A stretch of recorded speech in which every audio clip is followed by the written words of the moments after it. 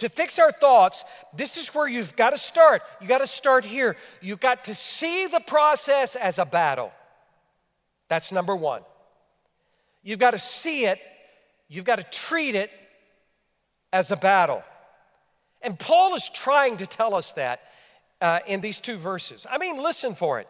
For the weapons of our warfare are not flesh, but divinely powerful for the destruction of fortresses.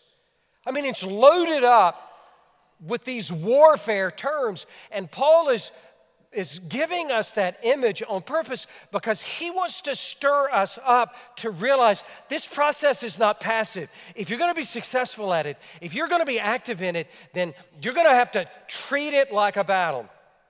I'll give you just a real simplistic kind of illustration of that. So some years ago, sometime in my adult life, do you notice how vaguely I say that?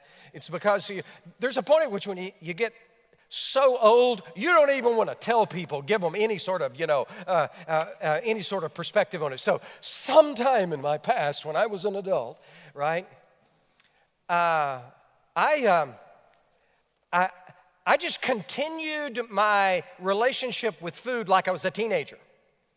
So BJ and I could sit down for a relaxing evening, and so for me that would involve a fully leaded Coca-Cola, a big bowl of buttered popcorn, and a full family-size bag of peanut M&Ms.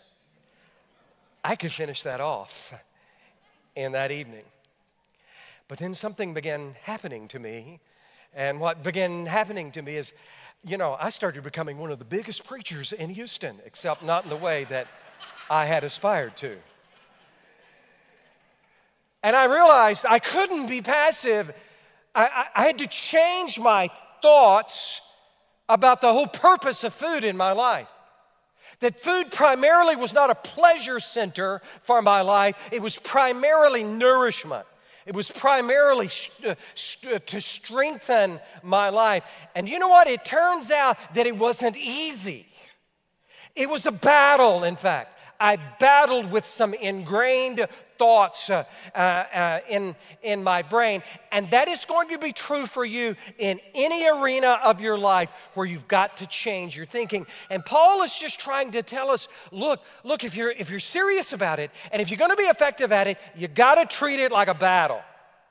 And that's why he's using the language that he uses here. And so look, he's describing how to do battle with destructive thoughts.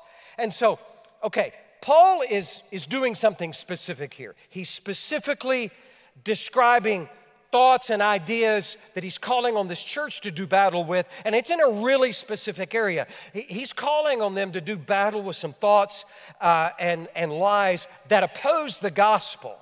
It's a really specific application of the principle, but it is a general principle. It's a transferable principle. It works for any lying thought, any destructive or damaging thought process that goes on in your life. And that's why we're using it here to apply to our life.